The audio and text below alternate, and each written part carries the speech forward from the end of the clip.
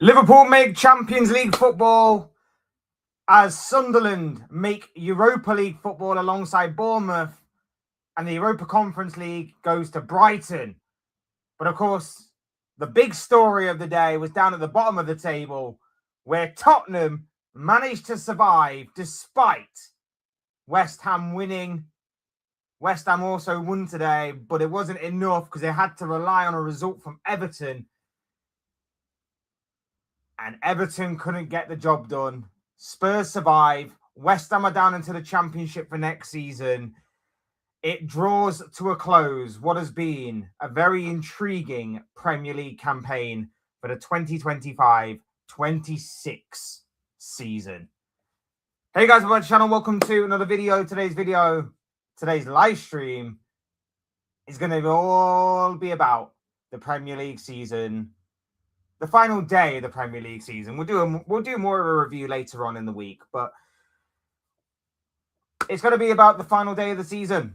And the final day of the season obviously had big implications, mainly down at the bottom of the table. Like I mentioned before, it was all eyes on Tottenham, all eyes on West Ham as well, as those two teams were battling down at the bottom. There was the race for Europe that was very well and truly on. That ended quite surprisingly, I guess a lot of people might say. And then, of course, Liverpool securing the Champions League.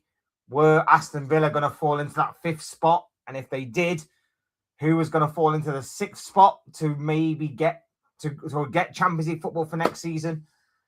There was a lot going on today. Of course, Arsenal are currently having their trophy parade as we speak.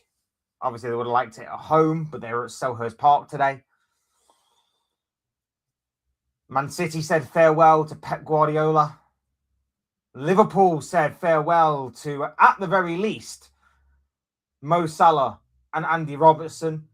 Who knows? There may be a couple more people leaving the football club come the transfer window, of course.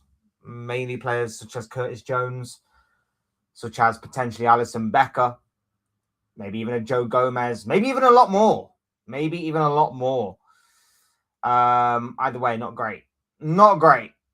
But those are the facts as we know it so far. We're going to talk about Liverpool mainly. Obviously, being a Liverpool fan, we're going to talk about Liverpool getting Champions League football. We're going to talk a bit about Spurs as well. And if there's anything else you guys want to talk about as well, as always with these videos and live streams, make sure you are hitting the like button. Make sure you are subscribing as well. And make sure, of course, if you are new, that you're hitting... I already said the subscribe button. And make sure you're getting involved in the chat as well. If you're wanting to participate and have a conversation about anything and everything. Anything and everything to do with the final day of the season. Really do appreciate you all being here. I hope you're all doing well. We've already got a couple of you in the chat already. Big up Ballum, who's already here. There's too many draws this season. I mean, that's just one of the many issues that Liverpool have got right now. So, yeah, you are right. Too many draws. It was a predictable one, by the way. I did predict it. It was one of the only ones I got right, by the way, in this week's predictions. I did actually predict a 1-1 draw. So I got it right. As much as I'm annoyed that we got it right. But there we have it. Big up Don, who's in the building. Says Henderson deserves a pitch send-off. Absolutely. Don't think he got one, did he? Which was a shame. But it was nice to see him back at Anfield today.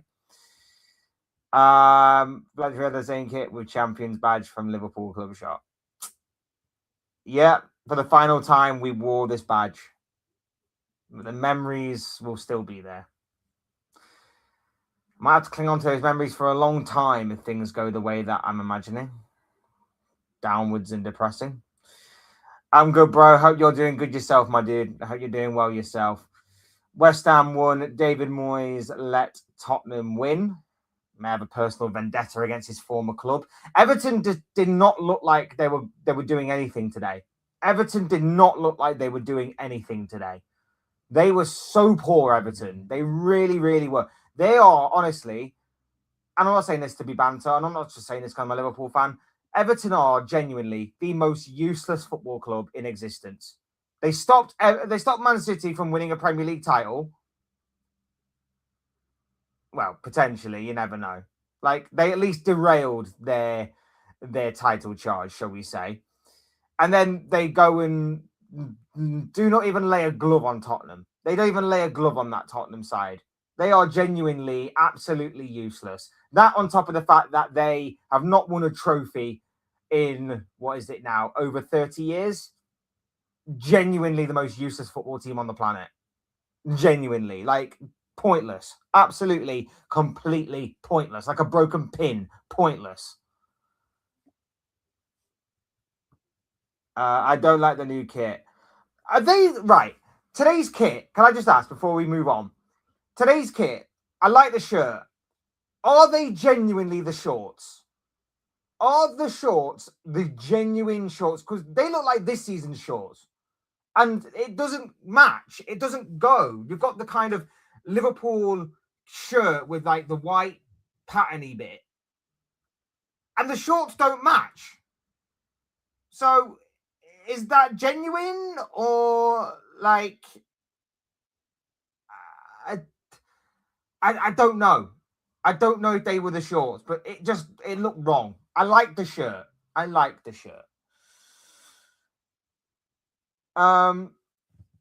don't you go for West Ham wins in your predictions? Because I didn't think they'd win. Simple as that. It's nothing against them. I just didn't think they'd win. I didn't even think they'd win today, and they surprised me. But there you have it. Got to show off the Champions badge to the Arsenal fans who do not have this. Not yet, anyway. They will next season. Unfortunately. And we only have ourselves and Manchester City to thank for that one. So good job, Arnie. Good job, Pep. Nice one, guys. Oh, dear.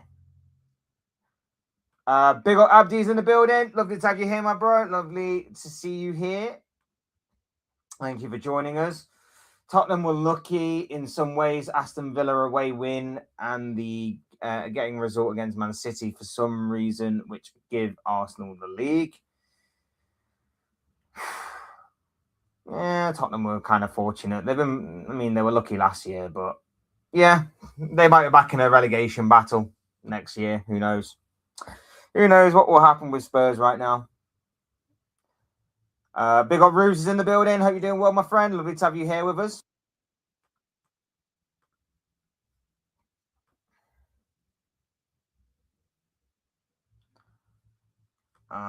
Bear me 1 second. There we go. That's all there. So warm for the past few days and next few days. Talk soon. Be back later. Yeah, big up, bro. Stay hydrated. Stay hydrated in this heat. But no, we're going to talk about Liverpool. We're going to talk about a little bit about Spurs as well, staying up. Liverpool did it. Liverpool obtained Champions League football. We made it into the Champions League for next season. Mission accomplished. The bare minimum. It was obviously going to be a very emotional day. It would have been perfectly captivated and capped off if Mo Salah's free kick had found the back of the net and not smacked against the post. That was so unfortunate. But again, he deserved more. He obviously deserved more. This season's been an absolute train wreck, and we won't get too much into how this season's been because not only is it repetitive, but I also want to kind of do that later on in the week. But yeah, overall, I would have loved it if it was to be Salah's final game, to have had more riding on it. I would have liked us to have been in a Champions League final where we could have had a genuine last game, or, you know, if the title race had gone down to the final game of the season and Liverpool was still in it, that would have been nice as well for him. But instead, no, the guy has to unfortunately go out on a bit of a whimper simply for the reason that this season's been a train wreck. Our manager's useless. I'm just bored. I'm just bored of saying the same things over and over again. The main thing is that, you know, he did get a good send-off by the Liverpool crowd. The main thing is that, you know, they clapped him off. They did the same with Andy Robertson as well. And they both got a lovely send-off. from the Anfield crowd. It wasn't about it wasn't obviously about anything more than that. It wasn't about agendas, or it wasn't about anything else. It was about giving two absolute legends that have given us everything these past several years their perfect send off. And it wasn't perfect, but it was a very, very good send off nonetheless. And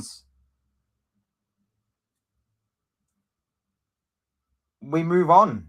From this point forward, we are no longer a club that has Mo Salah or Andy Robertson in our ranks.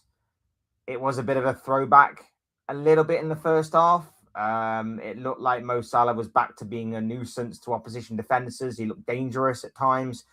Could have and probably should have been a bit less greedy. I know he wanted his final goal at Anfield. I know that obviously there was a moment in the first half where I think he just needs to play it to Curtis Jones, and it was either Jones or Szoboszlai. I don't remember which one it was. I want to say it was Jones, but it could have been Szoboszlai, and he just doesn't. And it's a bit annoying, but in the end, he gets his assist at least. So at least he got something on the board to kind of round out his to round out his Liverpool career. Liverpool couldn't hold on, of course. Kevin Schade, equaliser. And then they could have won it right at the end, Brentford, and that would have been a very historic goal for them, because obviously that would have let them get into Europe for next season, which would have been massive. Massive, considering that Brentford lost their manager, lost two of their star players, lost their skipper last season, got taken over by a manager who previously was a set-piece coach. And yet that Brentford team had a brilliant season. They finished 8th. They finished just a few goals outside of the top 8. They would have got European football had it not been for goal difference. And that is where a set-piece manager has taken a Brentford side that lost a lot last summer. Now, in comparison to a Liverpool side that spent 450 million last summer, came into it as the defending Premier League champions, to finish 5th on 60 points, just scraping through into the top 5 and for Champions League football for next season, with one of the lowest, if not the lowest, points tally that has ever needed to be accumulated to acquire Champions League football for next season. Yeah, that's kind of embarrassing. It's also kind of embarrassing that Aston Villa finished above us. It's kind of embarrassing that Manchester United finished above us.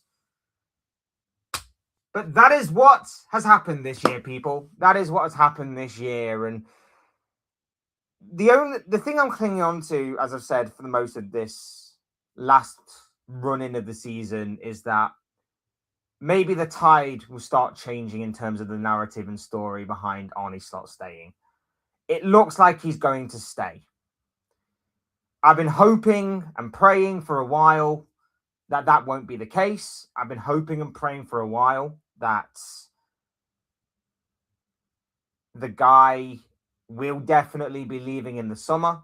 I've been hoping and praying that all this talk that he will be here in the summer, he will be here to oversee the transfer window, and he will be here going into the start of next season, will be a case of just putting it out there, because they're not going to tell him he's gone. They're not going to tell him he's going to be sacked. And, you know, they're going to try and unite everybody together for the last run-in to acquire Champions League football, to obtain our final and last bare minimum goal of this season, before then dropping the bombshell that, look, it's not been good enough. You've not been good enough. It's time we go our separate ways.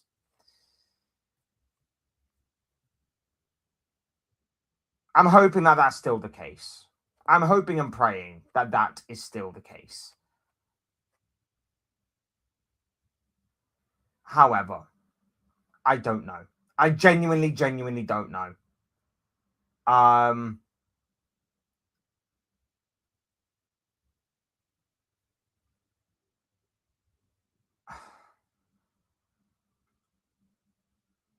don't know.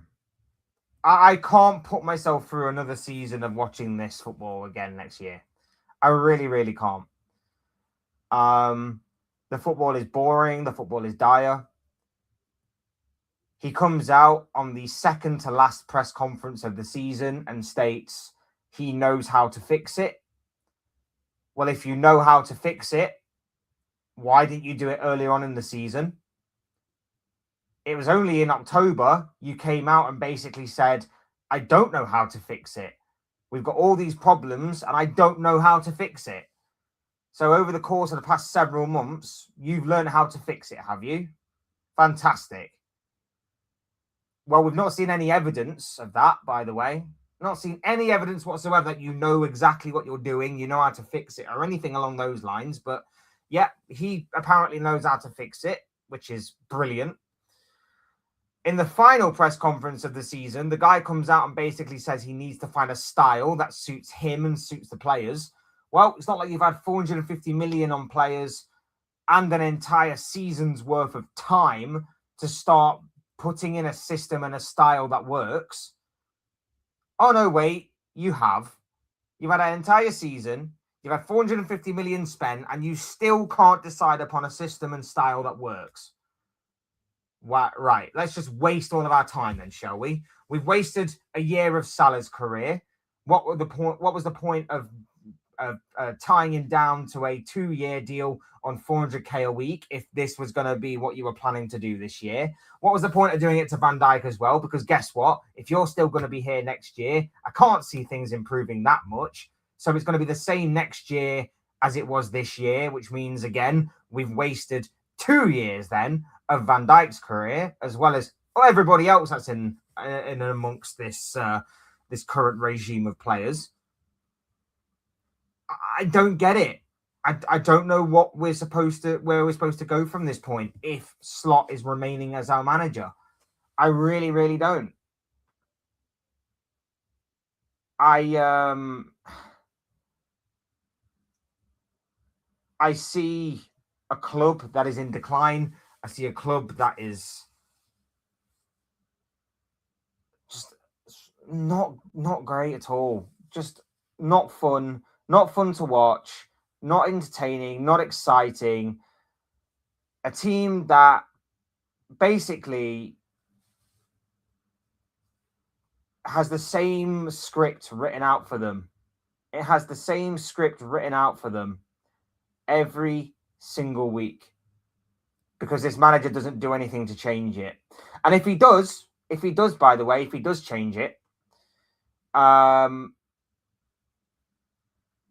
it's the same changes every week. You know, he'll change personnel. Maybe he'll drop this player. Maybe he'll drop that player.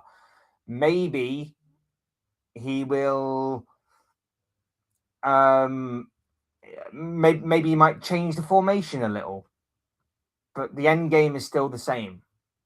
The end game is still the same. Changes it here, changes it there. If he doesn't change it, it doesn't matter. It's still the same. The guy is out of ideas, out of his mind, out of his depth.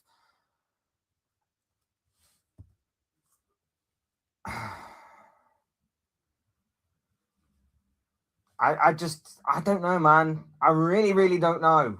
I really don't know. I genuinely don't know. It's terrible. It's god awful. Where do we get up to in the chat? Big up Ross, who's in the building. Just says LFC with a heart. Love that. Big up my guy. Hope you're doing well. Lovely to have you here. I'm gonna just butcher the name, so I do apologize. Zalazo, Zalazar, Zalado. I really do apologize, bro. If you've got a better name that you want to go by, hit it up in the chat. Could have, would have. I only deal with absolutes. Obviously, a throwback to James Redmond, of course. I think that's his name. I want to say that's his name, but I could be wrong. I do apologize if I got that name wrong as well. Don says, I can't watch this turgid football next season. I'm with you, bro. I am so with you, bro. I am so with you. Like, again, it's exactly what we're just talking about in terms of he comes out, he says he's got an idea of how to change things. Well, You clearly have not displayed that at any point during this season. Everybody was on side today because they're all doing it for Mo Salah and Andy Robertson. Like, you're not going to have that every single week. Similarly to how at the beginning of the season, a lot of people were putting our grit and our mentality down to winning games late on because we were doing it for a certain Diogo Jota.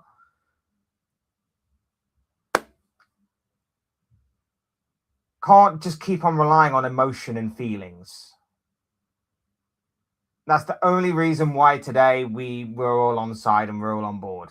Just doing it for Mo, doing it for Robbo, doing it for maybe some of the other players as well that are potentially playing their final game in a Liverpool shirt in this very fixture. I mean, Alisson made a brilliant save in the first half. Again, throwback to just prime and peak Alisson Becker. But again, it's not good football. It's not good to watch. It really isn't. And especially when you're not getting results as well. I mean, we limped over the finish line. We limped over the finish line to get this spot. Limped.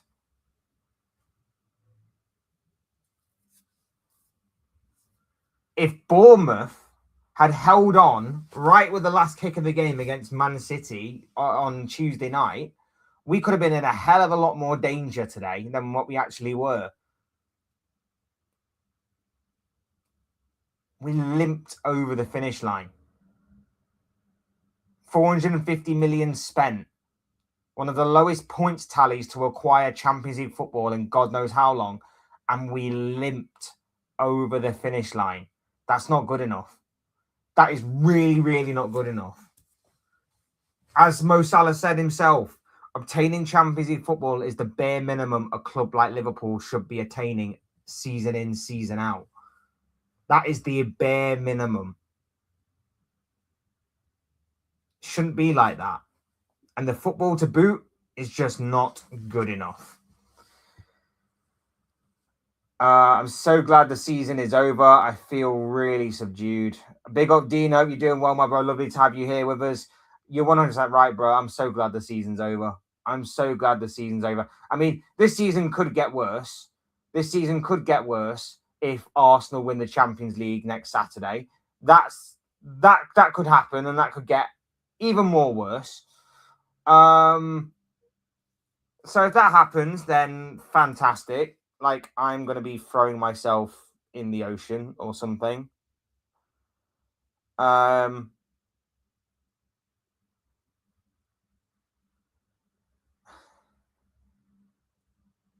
don't know. It's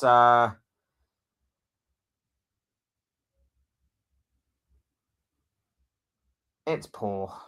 It's so poor.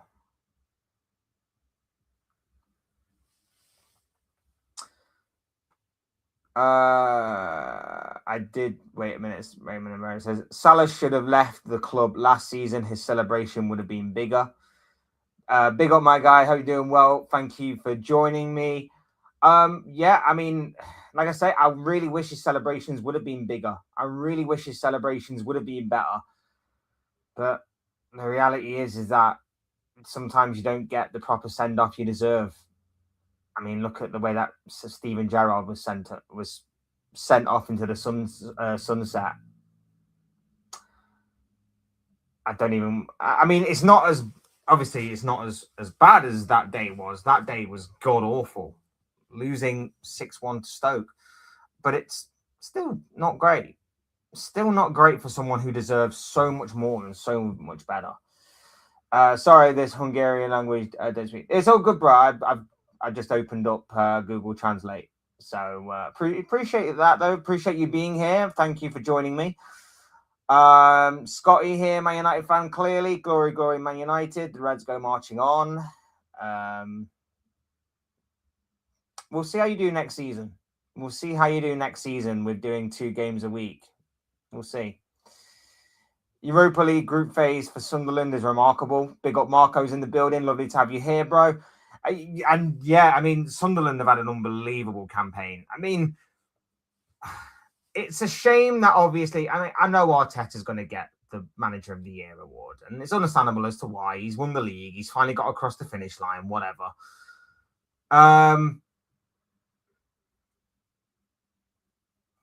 But there's been so many good performances from managers this season. Andoni Iraola at Bournemouth, fantastic. Unai Emery at Aston Villa, I think, deserves credit as well. Keith Andrew at Brentford, like I mentioned earlier.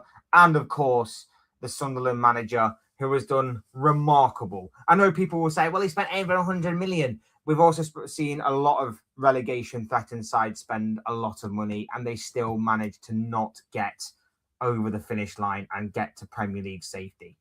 So, yeah, we've seen it. We've experienced it. But those three managers in particular, outside of Arteta, deserve immense amounts of praise. I'll also throw in, by the way, Daniel Farke at Leeds. Daniel Farke at Leeds, I think, has done a terrific job as well. I feel like he deserves a shout out as well and a mention. But yeah, they've all been brilliant in my opinion. They've all been really, really good. Bruno is what Scotty says here. Broke the assist record today. If that is allowed to stand, by the way, if that goal actually is allowed to stand as his assist, because it did sort of look like it was an own goal. I think it has been allowed to stand. But that makes it at least a couple more now dodgy goal decisions for Bruno assists. It seems like someone was really, really wanting him to break that assist record this year. The Liverpool goal that Sesko scored that he assisted from. Now this one. Seems like someone really wanted him to break it. Mo Salah should have broke it last season. The likes of Luis Diaz and Darwin Núñez have blood on their hands for not getting Mo Salah that assist record last season. That goal and assist record, by the way. Not just assist record, the goal and assist record. Which is much better. Come on, bro. No need for that. Mo cheap shot Salah.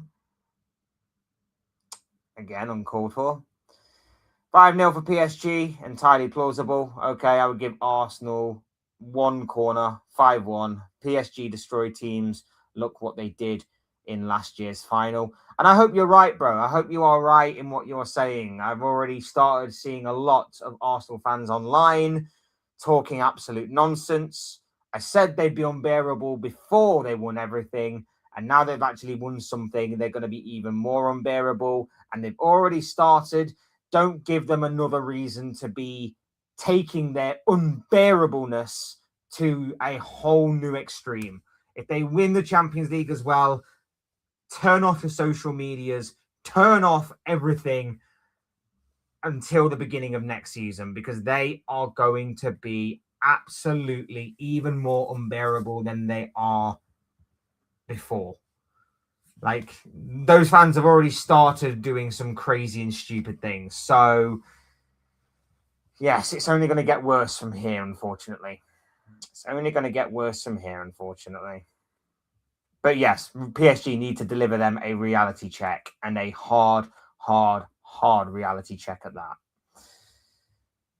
Mustang for Geordie fans, that rival has actually done better with limited team, and yet Newcastle started in the Champions League this year. Howe needs to go. He never gets it right. It's been a hard year for Newcastle, to be fair. The whole Isak thing in the summer, plus, them not getting the players that they wanted, finding out that they're not as big as what they thought they were, in terms of everybody just came along and cherry picked who Newcastle wanted. But then again, their fans kind of deserve that, because again, their fans are running their mouths in the summer, and they got absolutely humbled. And they've got humbled this season, and they've got humbled by their biggest rivals, who have spent one season back in the Premier League and have acquired European football at the first time of asking. So, Yeah, fair play. So, I mean, don't get me wrong. I don't mind Newcastle. But the way they started off the season, the whole Voltameda thing with Isaac, comparing them to, and yeah, it's just, yeah, it's just something that obviously needed to be. It needed to be done. It needed to be done. As far as what we're concerned with Newcastle, so we shall see. We shall see. We need Man United. Anderson or Tonali, Mateus Fernandez or Tchouameni, Alex Scott or Edison. Plus, I'd go for Hackney and Junior Krupe, is what Scotty says. I mean, it's not a bad list you've drawn up there. It's not a bad list at all. I don't know who's going to be obtainable in that list.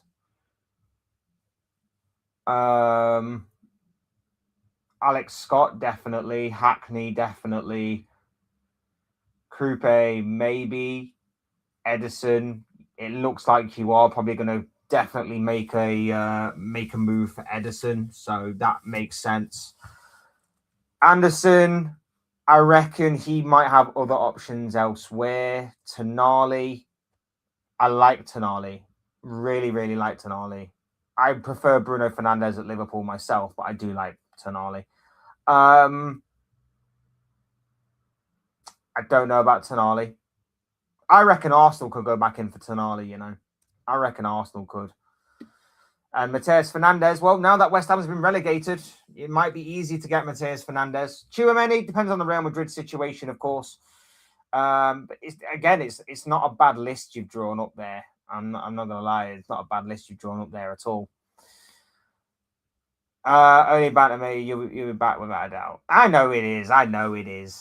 And you know, we've bantered your lot for years. So you know what? One season we get it back. It's all good. It's not all good. It's embarrassing we finished below you this year. It's absolutely embarrassing. You were 15th.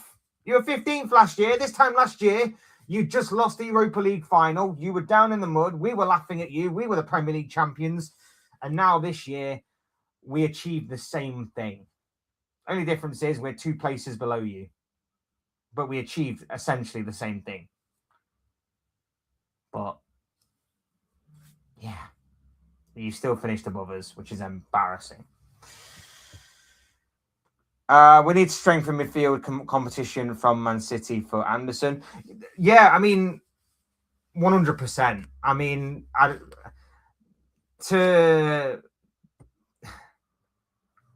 midfield is obviously going to be your key area to support, because you're going to be playing more games next season. It means more rotation. And from what I've noticed this season, when Amorim left, was you brought Kobbie Mainoo back into the fold. And Kobbie Mainoo has been exceptional, I think, this season. I think he's been brilliant this season. To keep that mentality, to keep the drive going, and to be like, no, there is going to be a new dawn, a new horizon. I'm going to outlast this manager. I'm going to stay. And hopefully the next manager knows what a talent I am and trusts in me enough to make that midfield spot my own. And I think Kobbie Mainoo's done really, really well in that. And I rate Kobbie Mainoo as a rival. I do rate Kobbie Mainoo, and I have done since he burst onto the scene. And what I will say is that you don't have a lot of midfielders like him, especially at your club. So you need to get some rotation for him, because you look a different team when he's in the team than when he's out the team. You look a different team when he's out the team. You look average. Was it the Leeds game? I think it was the Leeds game. I think you lost to Leeds. And maybe Newcastle? Maybe Newcastle. It was one of those two, or maybe it was even both of those games. I don't remember. But it was either one of Michael Carrick's first games that you lost. You looked a completely different team because Mainoo wasn't there. The way that he's press resistant, the way he keeps the ball, the way he just keeps things ticking over. And of course, the guy can pop up with a big goal when it matters most. Like begrudgingly against us a few weeks ago after you basically gifted us 2 goals to get back into the game. But he pops up with big goals as well. I think the guy's a proper talent. And I think if he continues on his journey that he's on, I reckon next season could be a big year for Kobbie Mainoo. I reckon it could be a massive, massive year for Kobbie Mainoo. And plus, he's learning from one of the best in his types of positions. Michael Carrick, vast experience, played under Sir Alex Ferguson. He's one of the most underrated midfielders, certainly in English football history, but certainly in the Premier League as well. I think the guy could learn a lot. And, we didn't get to see it this season because for whatever reason, Amorim just did not understand the talent that he had in his possession. But next season, like I say, Michael Carrick unleashes the guy. I think losing Casemiro is going to be big in terms of leadership and influence. And of course, big goals again. But like you say, if you go and get someone like a Tonali, someone like an Anderson, someone like a Mateus Fernandez, obviously I think you'll need probably about 2 or 3 midfielders. That could be a real step up for Man United next season. I don't like it. I don't want it to happen. I'm hoping Carrick crashes and burns. And to be honest with you, I kind of think he does maybe crash a little bit next season. I'm not saying completely. I'm just saying that maybe you hit top 7 rather than top 5. I don't know yet. I'm reserving judgment, but obviously it depends on how your summer's going to be. Yeah, I think Kobbie Mainoo next year could be massive. Could be massive for Man United. We're back. Oh, God, I hope not. I hope not. Yeah, he's a real talent. I'll give you that. I think if City won the Prem this year, Pep would have stayed for sure. But if you were going to lose the league to your apprentice, Arteta, then there has to be consequences and call it quits. Still not a bad way to go out on, though. A Carabao Cup and FA Cup double. It's not a bad way to leave the club, is it, for Pep? Like, it's not bad at all. I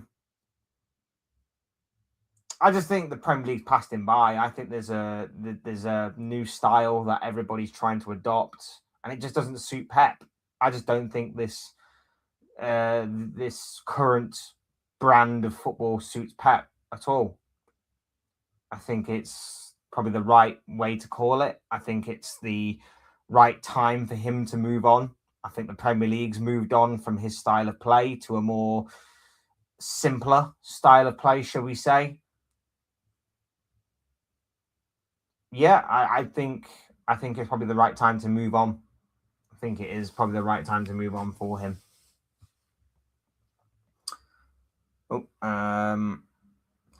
I agree. 3 midfielders, 1 1 centre back, and a left back and a goal scorer. Where do you think Liverpool will strengthen? Oh, all over the pitch. All over the pitch.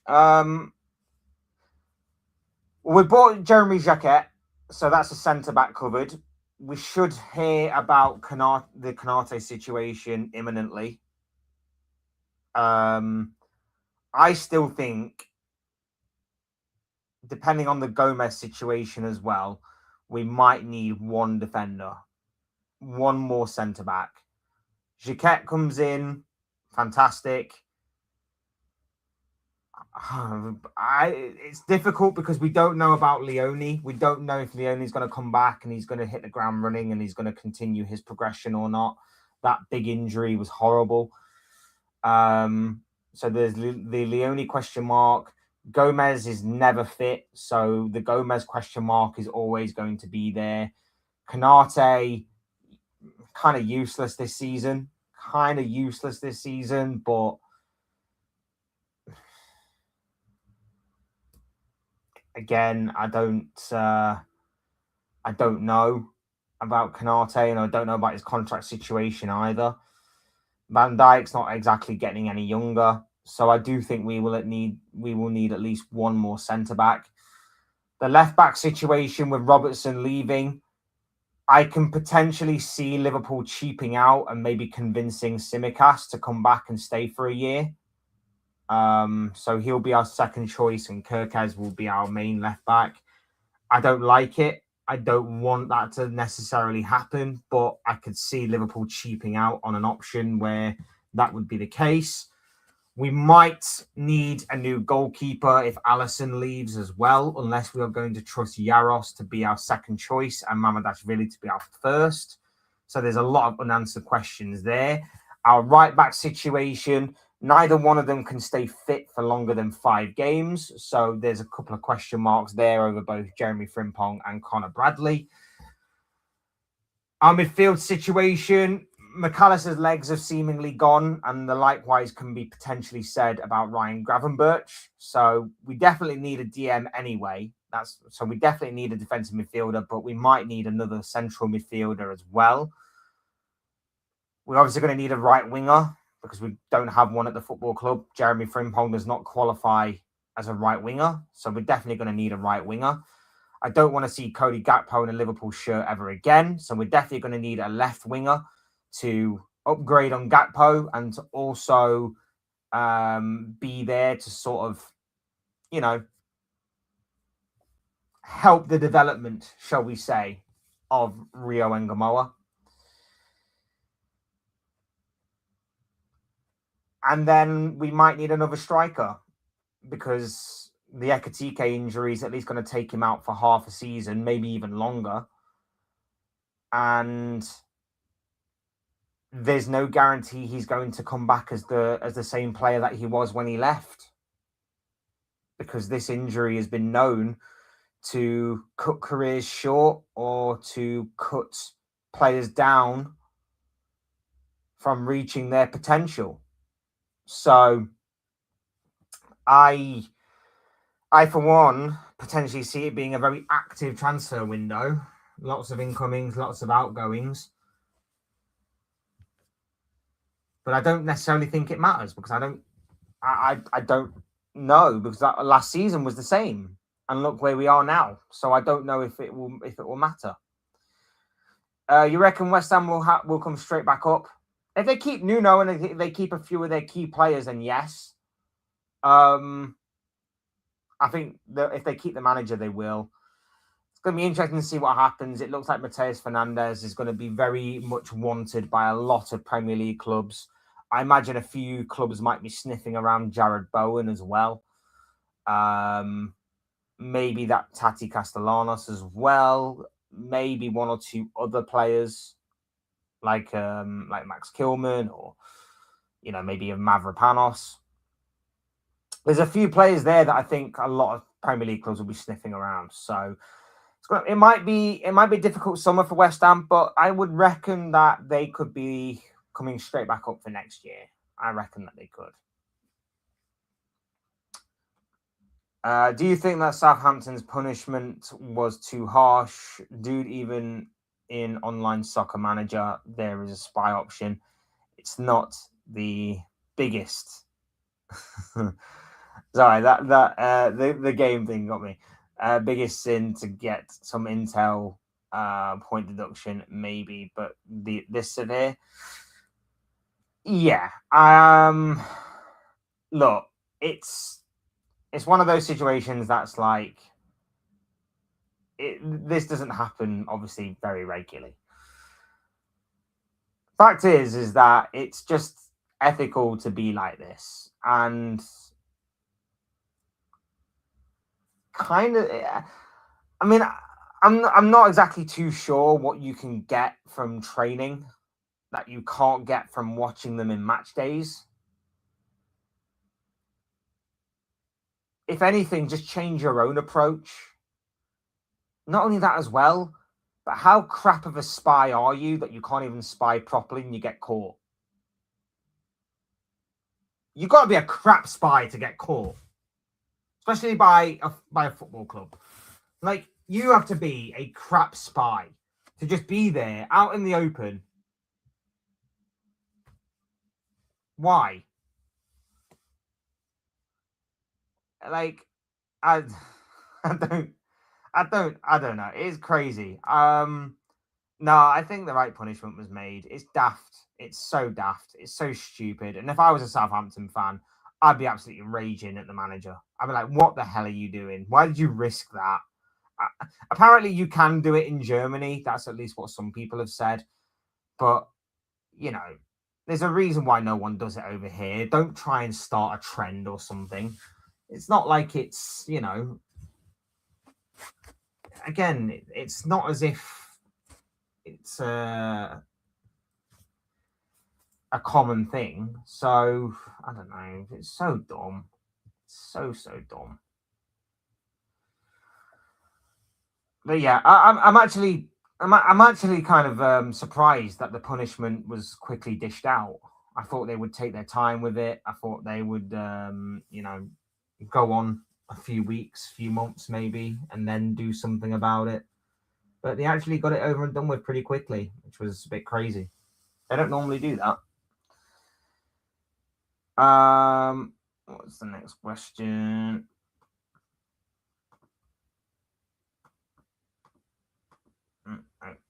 Would you take Diamande from Sporting?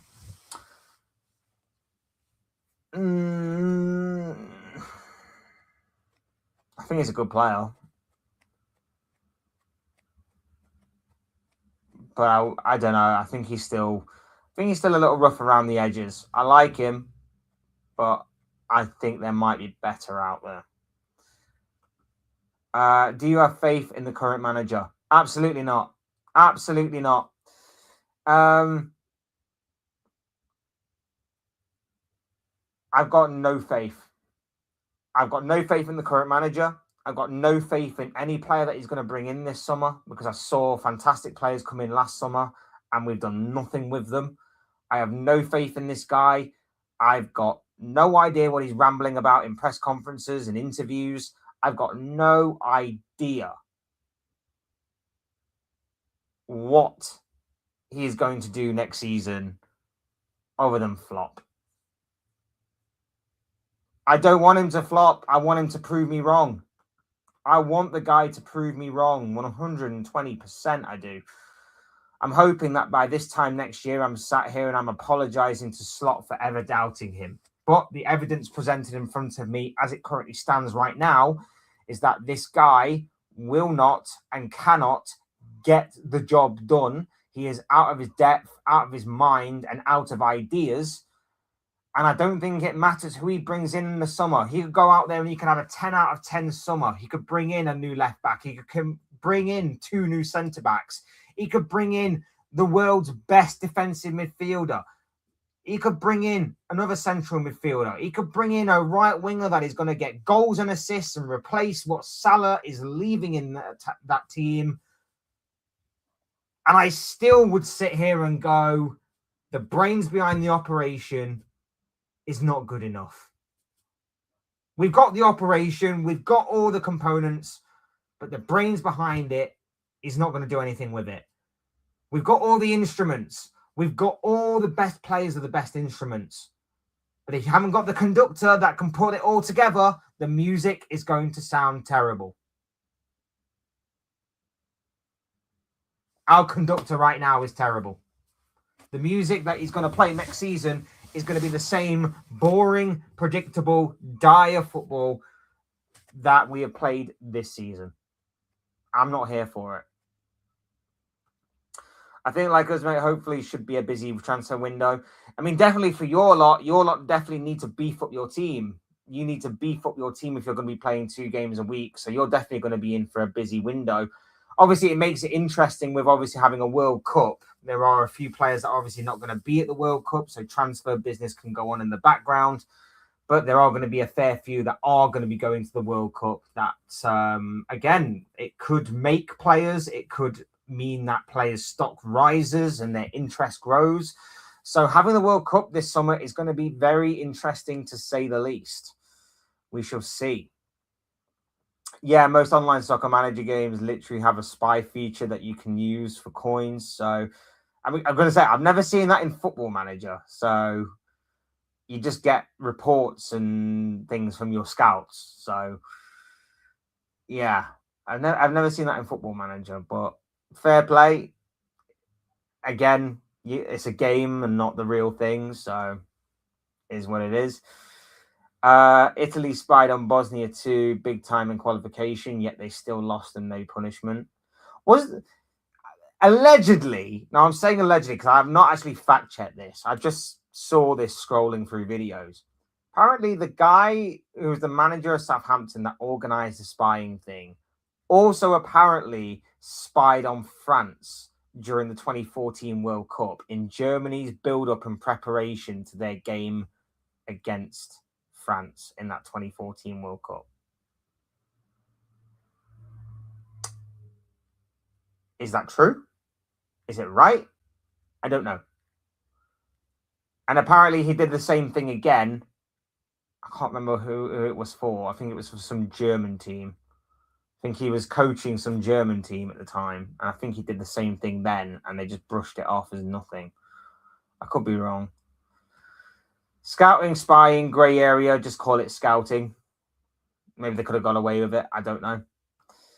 Gakpo is staying, right? I hope not. I absolutely hope not. He doesn't deserve it. The guy's absolutely useless. When you play Gakpo, you're playing with 10 men from the off. Like, Gakpo is absolutely terrible. Like, watching Mo Salah and Gakpo today, especially, you wouldn't be shocked if you said, oh, Gakpo's a 34-year-old and Salah's the 26-year-old. You wouldn't be shocked if that was the case. But you are more shocked that Gakpo is the 26-year-old and Salah is the 34-year-old. Just how it is. Watch along for the UCL final. Show champions patch to camera. Maybe we'll see. We'll see. Andrew Robertson is leaving. Salah leaving. And there could be some more as well. Likes of Alisson, maybe Joe Gomez, Gakpo, like I say, Chiesa. There could be some more on the horizon. Who knows? I'm just hoping that I get a message any second now from Fabrizio saying he's gone. Because let's put it this way, people. The interesting thing over the last few days or so has been that the tide is seemingly switching. Not strong enough yet to say there's been a massive switch, but there's been a lot of people that have started to jump on the bandwagon that he will actually be leaving. FSG have had a change of heart. FSG have decided to change their minds and are now going to be looking at replacements for Arne Slot in the summer. That is what obviously the news and the reports have been suggesting for the past few days, which is completely different to the news that we were getting a few weeks ago, which was, of course, Slot is staying. He's going to be here in the summer. He's going to be taking charge of the transfers and all of that kind of stuff. And they're looking ahead to next season already. I don't know if it's just talk. I don't know if it's just Liverpool fans putting stuff out there in the hope that given enough strength and given enough kind of momentum behind it, that it might force FSG's hand a little bit in sacking him. I don't know. I genuinely don't know, but I'm hoping and I'm praying he will not be here next season. I'm hoping that that's going to be the case. By the way, they mentioned this. No mention close to opening. Liverpool new club shop in London. I went on Thursday last week. A little basic. Fair enough. I completely forgot. I brought Liverpool kits, same you were wearing last week, Monday with Champions patch. Only reason is the gold winners patch. Again, memories. Had to fetch Southampton manager. Well, I've done well with West Ham in my Football Manager career, so why not? Did Villa take it easy on Spurs a few match days ago? Still can't believe Spurs won that. I would say it was a convenient time to play Villa for Spurs. Because if you remember, they rotated and they rotated a lot. I would say it was a convenient time to play Villa at that point. Villa, obviously, in amongst the Europa League semi-final battle with Nottingham Forest, they just lost, I believe, if memory serves me correctly, they had just lost 1-0 to Forest in the first leg. They put out a rotated side for the game against for the game against Tottenham. Tottenham took advantage. They won that game, but Villa went on to beat Forest and then ultimately went on to win the Europa League. So massive for Unai Emery's side, and the sacrifice paid off. The sacrifice paid off because not only did they get Champions League football via qualifying through the top 5, but they also ended up winning the Europa League anyway. So the sacrifice paid off massively for Aston Villa. Cody Gakpo used to be clutch, right? I mean, last season he was okay, but this season he's been an utter shambles. He's been an utter shambles this season. The guy can't do anything. He genuinely can't do anything. Like, he's playing on the left or he's playing up front, and the guy's useless. He genuinely is. Almost forgot we had Federico Chiesa. We will sell him. Yeah, it's unfortunate because the guy deserved a lot more than what he actually got. But that's on his slot for you. I'm gonna do a keep, sell, loan tier list for Liverpool players at some point.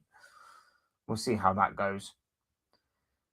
Speaking of spies, what about German spy Tuchel picking Spence and Madueke and leaving Gibbs White and Palmer at home? The Gibbs White one is strange. I'm okay with Palmer because Palmer's been useless. But Palmer might actually be all right in an England shirt. I don't know. Here's the thing about the England stuff. I used to be that guy that used to be like, well, they're not in form. He's not in form. Why is he being picked when he's been useless all season? He's been sat on the bench. He's been injured. He's been doing this. He's been doing that. I've been that guy that's been like that for many years. And only recently have I turned around and gone, well, it's international football. You don't really get a choice of who you get in your squad. You can't transfer like you do in club level. So you've got to make do with what you have. You've got to basically hope that you've got players that will fit your system. And if he's got players that, if Tuchel's got a way of playing that requires a certain specification, a certain criteria of players that will fit into that system, then he's got to go with those players. You can't just pick based on reputation, or you can't just pick based on form. He's got to pick based on, can this guy play my system? He may be banging form right now, but can he play in my system? Because the system he plays in for his club might be different to my system. And if he can't, leave him at home. Otherwise, he's just taken up a spot for someone who might be better suited. For too long, especially England fans, we've been crying out for all the best players to be on the pitch at the same time. And look where that gets us. Gareth Southgate. Gareth Southgate wanted Trent on at the same time as Kieran Trippier and Kyle Walker. And what did that result in? Having 3 right backs on the pitch at the exact same time. Can't happen. So what does now Tuchel do? Tuchel looks at the England side and goes, right, this player might be banging form, but I don't think he fits into my system. So I'm going to leave him. I'm going to bring someone who might not exactly play very well all season, but I know will play for me in this setup, in this system. The Gibbs White one, I think, is worth taking a hit on, and I think is worth bringing into the side. I don't know why he hasn't. But for a lot of the others, I can at least make that argument that he might not see them fitting into his side. I don't think you can play international football based off of form, because the form you show at one club, you might not show on an international stage. The same way that some players look amazing playing for one club and then they get transferred to another club and then they look like a complete shadow of what they used to be. Florian Wirtz. Sorry, I just had to get that out there. I love Florian Wirtz. Don't get that. I love Florian Wirtz. But there's no doubt about it. He looks completely different when he's playing for Germany or Bayer Leverkusen than he has for Liverpool. So that's my argument to it.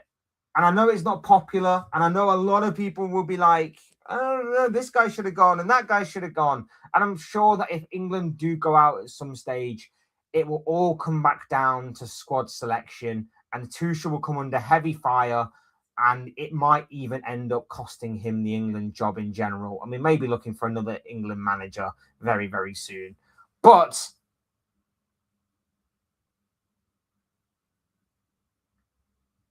it might be a stroke of genius. It might be a stroke of genius from Tuchel to not select the best players in form, but to select the best players that are right for his setup, his style, and the way that he wants to play. That might be it.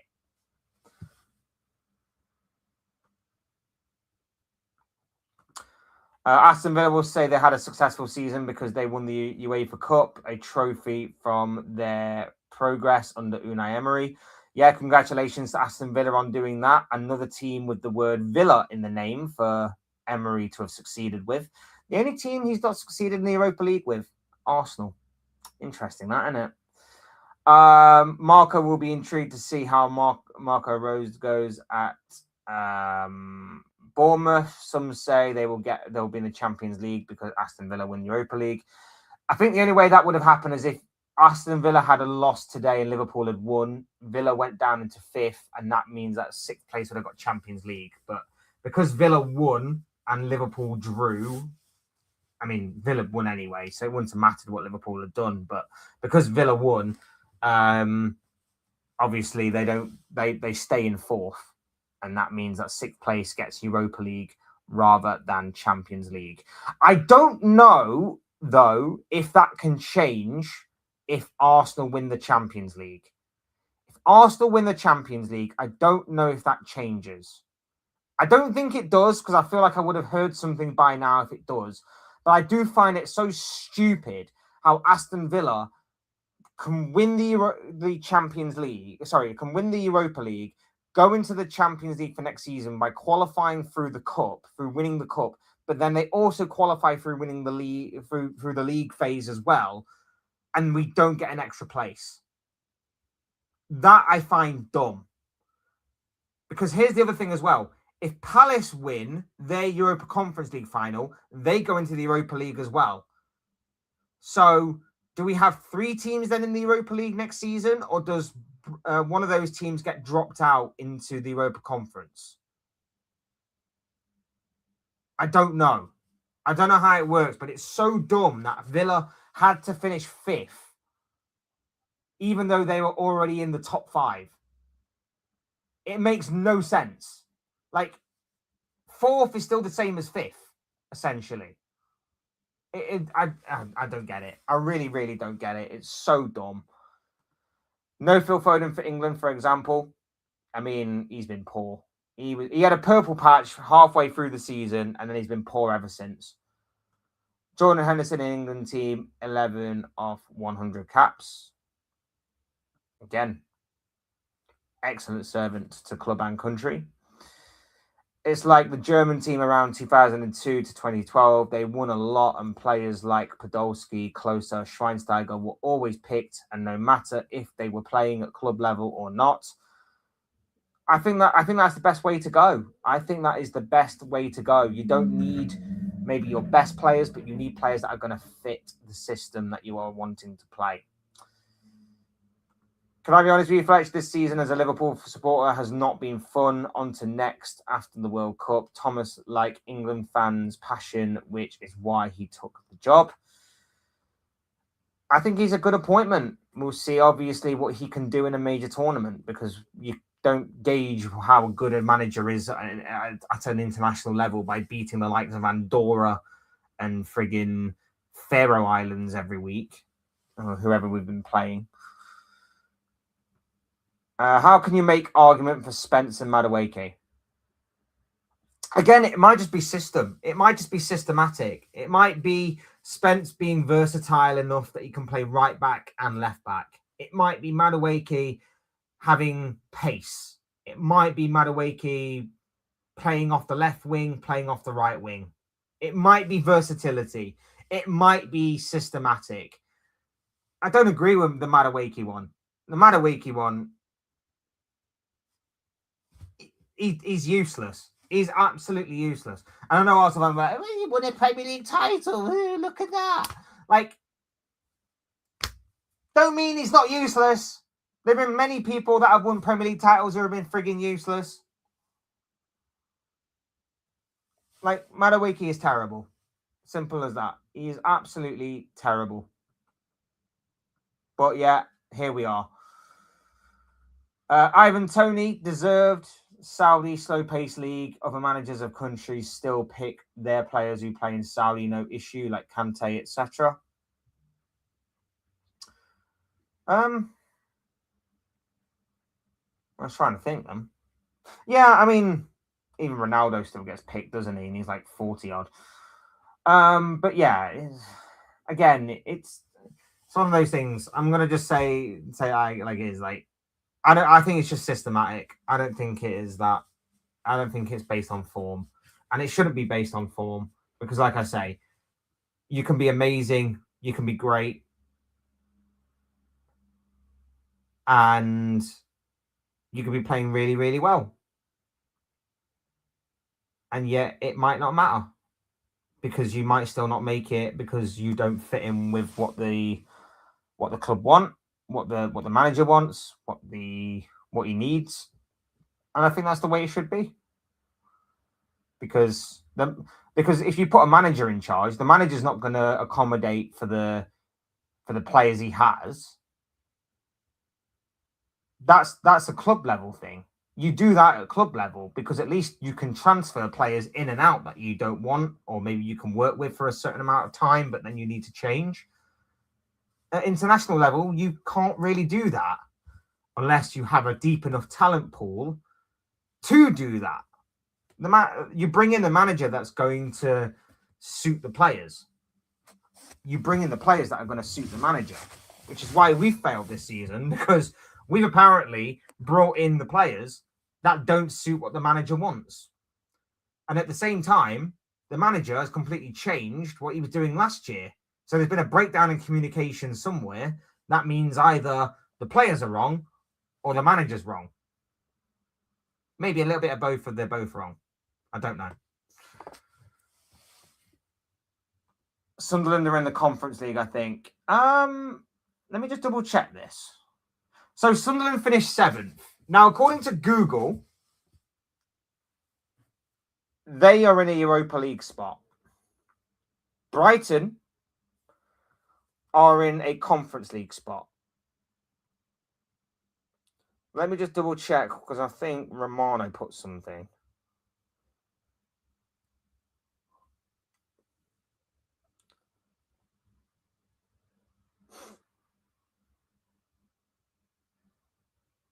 So, official. Bournemouth will play in the Europa League next season.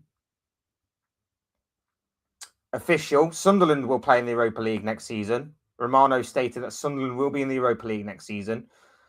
And official. Brighton qualify for the UEFA Conference League, which is going to be massive for Fabian Herzler's side. Even though they got slapped up today by Manchester United, it's still been a decent season for the Seagulls, and they will be in the Europa Conference League. Jed is because he's been in England squad before, so same group within the squad, etc. If this makes sense, again, might be because of that as well. Might be because of that as well. Brighton and Hove Albion are in the Europa, I think, or conference. I forgot now. Yeah, Brighton are in the conference. Europa for both Bournemouth and Sunderland, and they might be joined by Crystal Palace if they win their Europa League final. Sorry, the Europa Conference League final. My apologies.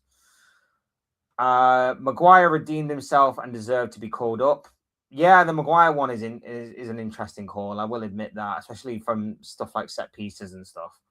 Especially when this is the thing, when you've got Declan Rice, who is one of the best set piece takers in modern football right now, it is a bit crazy that we've not taken this big 6 foot giant, this big 6'5" absolute unit of a man to basically exploit set pieces with. It's crazy. That one, I will admit, is weird. No announcement of James Milner retiring one more season. That guy could go until he's 50. That guy would go until he's 50 and he'd still be in better shape than some 25-year-olds. Guaranteed. Guaranteed. I would be surprised if James Milner plays on for one more season. He could do. The guy is an absolute unit. He's an absolute robot. Chelsea finishing 11th is shocking. It is poor, but you know what? And I said this in my video that I did about Xabi Alonso not long ago. I think it's a blessing in disguise them not getting European football for next season. I really, really do. Financially, not great. Don't get me wrong. Financially, that is poor. That is completely a travesty, right? But I think finishing outside of European football is a blessing in disguise for Chelsea. And I think that when you see it next season, Xabi Alonso comes in, he's got one game a week to focus on. He can put focus on the League Cup, he can put focus on the FA Cup, he can focus on getting them back into European football for next season through the league system. He'll only have one game a week, he'll have more time on the training ground, he'll have more say, he'll have more power, he will have the ability to say to his players, right, you're playing here today, you'll be playing next game, you'll be playing for about 30 minutes when I bring you on as a sub, this, that, and the other. There's going to be, you'd hope, a lack of interference from the people upstairs and the people in power. I think a blessing in disguise has been given to Chelsea by them not getting European football. I really, really do. I really, really do. And I'm going to be gutted when he eventually takes that Chelsea side by the scruff of the neck, turns them into something that is stronger, much more powerful, and we'll be here still with this bald-headed fraud, wondering why the hell we didn't sack him and get Alonso in the first place. So, we shall see. Yeah, Alonso does not have to go to Albania or Faroe Islands in midweek now. Just focus. Yeah, absolutely. Absolutely. Doesn't need to do all of the traveling, doesn't need to do any of the focusing on any European competitions or anything like that. He just needs to focus on getting his team to play some good football and competitive football, build up their mentality, build them up as players, build up their promise and potential, train hard on the training pitch, drill after drill after drill after drill of learning his philosophy, learning his way of playing, and restoring Chelsea to something that they can at least be somewhat more proud of.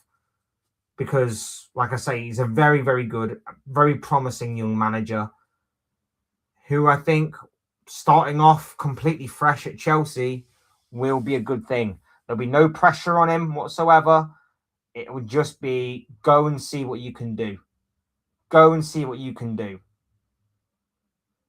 The only downside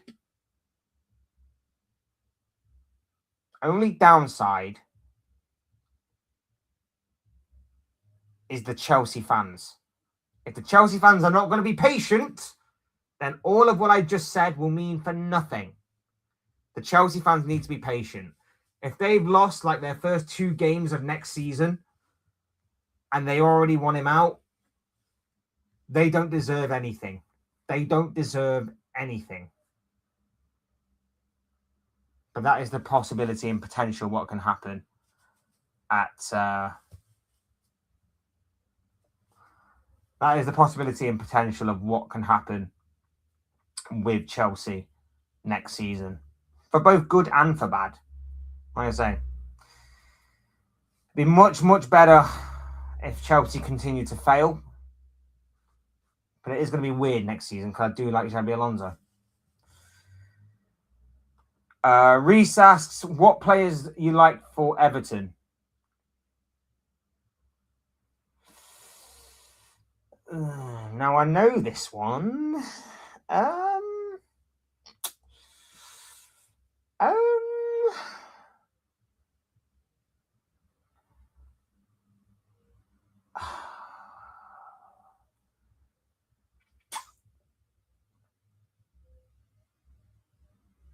I think Dewsbury Hall's all right. Dewsbury Hall's all right. That's it. That's essentially it. I don't know. I don't think about anyone else really. And Dies, meh.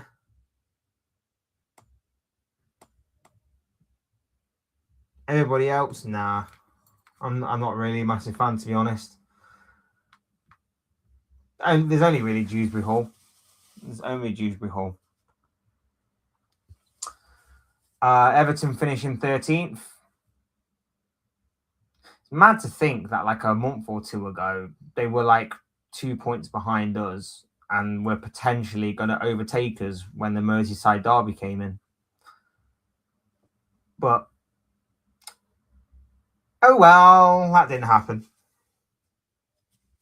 That would have been even more embarrassing, to be fair. I kind of wish they would have done, just to kind of put more stuff against Arne Slot. But didn't happen. Didn't happen. We'll wait and see now. As I say, hopefully he does get sacked. Fingers crossed he does.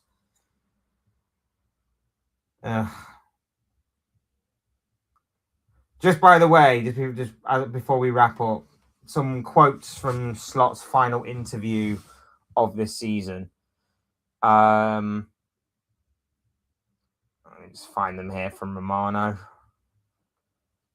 Arne Slot on plans for next season. We brought in a lot of players last season. When they're available again, that will be a change. Not going to lie, dude, but there's only Ekatike that's out for a long time. I know we lost various players this season, but guess what? Everybody deals with injuries. And even when we did have those players fit and on the pitch, we still didn't look any better. So don't talk crap again for the millionth time this season. Like, seriously, don't talk crap. Absolute waffle from the guy. Because it's not going to be, because we played better. We don't play well at all, whether we've got these new players or not. It doesn't matter. It really, really doesn't matter. What else he said here? Every football club will sign one or two, and we will do that. We need everyone available, and then our results will get better. I'm sorry, but if you need the perfect scenario in order for you to be perfect and to be successful, you're not a very good manager. I'm sorry. We said the same thing about Arsenal for years. If you need the perfect scenario for Arsenal to go on and win trophies, you're not a very good manager. And I'm sorry, Slot, but if you need the perfect scenario once again, nah, you're not a very good manager. You're not a very good manager. You're going to deal with injuries. You're going to deal with suspensions. You're going to deal with people not being available at certain times. Frigging deal with it. Because guess what? When we had all them players, we still weren't great. And when we didn't have those players, we still weren't great. But you know what the best managers do? The best managers get us playing some really good football, even when we may not deserve it. Even when we may not look good. Even when we may lose a few players. Stop talking crap. And then, next question. One word to describe this season. Arne Slot replied with the word injury. Get this bald-headed fraud out of my club right now. Seriously. He's an absolute fraud. He's clinging on to the smallest, most pathetic excuses imaginable. Get him out of my club. clutching at straws, making excuses. I'm done with the guy. He doesn't deserve to be here. He really, really doesn't. I like Curtis. Yeah, I do like Curtis Jones, to be fair. Like, he's not amazing. He's not a world beater by any stretch of the imagination. But I think he's a decent little player for us. He's a decent little player for us. And it's such a shame that he's being forced out of this club by a manager who's got no idea what to do with him or a lot of other players like him.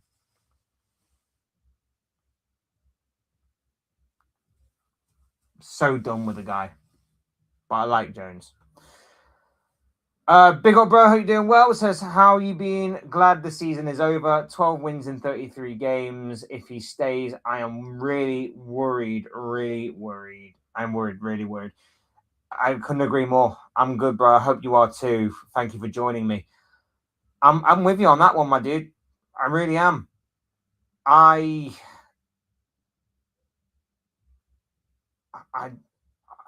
don't understand how he can stay. I don't know how the guy can stay. I don't understand how he can stay.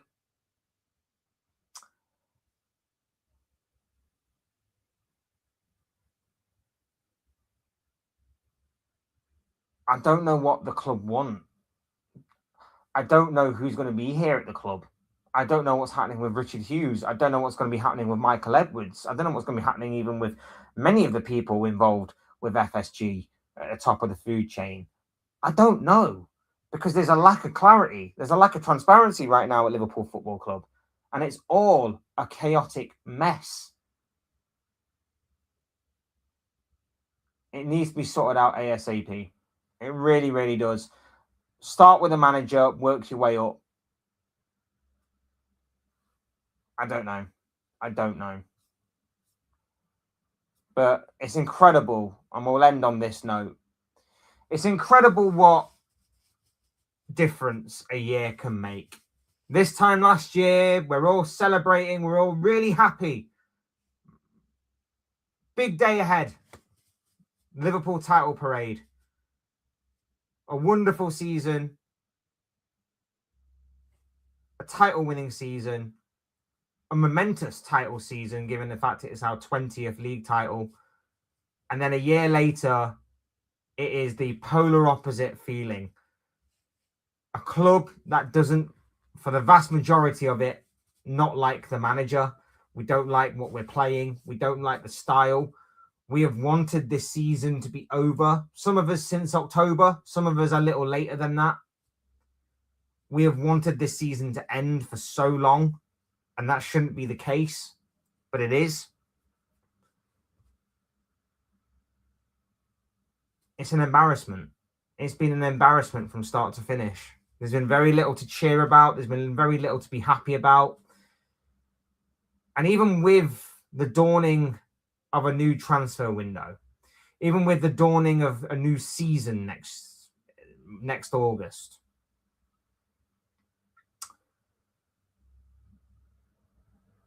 I'm not optimistic. I'm not excited. I'm potentially writing off next season before it's even begun. I want to get behind this team. I want to get behind the manager, and I want to be like, show me what you've got. I want to hope that Arne Slot proves me wrong.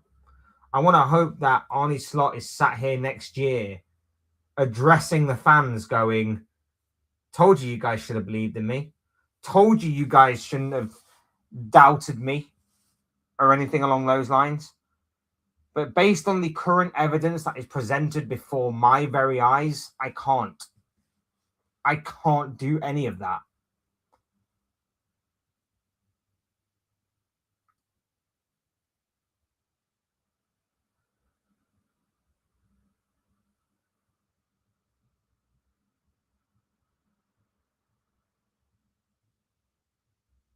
And we're now sat here repeating ourselves and being bored out of our minds by watching Liverpool week in, week out. Thank God the season's over. Thank God the World Cup is almost here. And hopefully hopefully,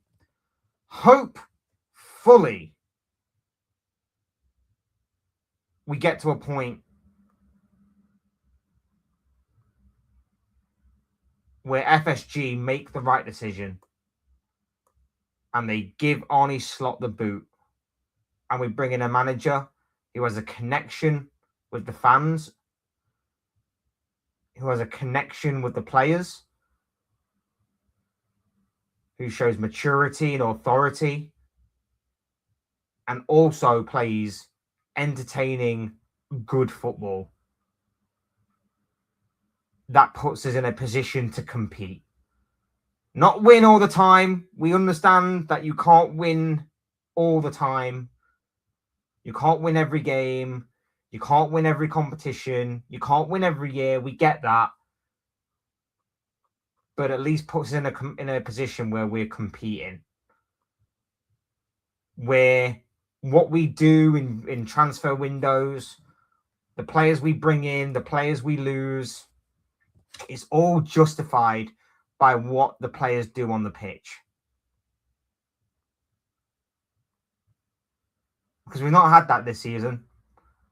It's been dreadful. It's been absolutely dreadful. One of the worst seasons in a long, long time. I've said it before and I'll say it again. There are a lot of comparisons to be made between Arne Slot and Brendan Rodgers. Feels like it was the same thing again, but with slight differences. The differences being that where Brendan Rodgers failed to get across the finish line, Arne Slot succeeded. But everything beyond that is very, very similar again. And again, the standard of the Premier League, in my opinion, is not all there, not what it used to be. Competitive-wise, maybe. Standard, not very much.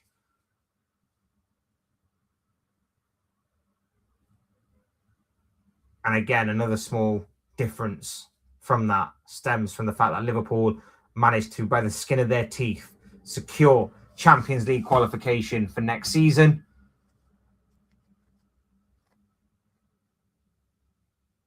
Whereas we've previously failed. It's not been great. It's not been great at all.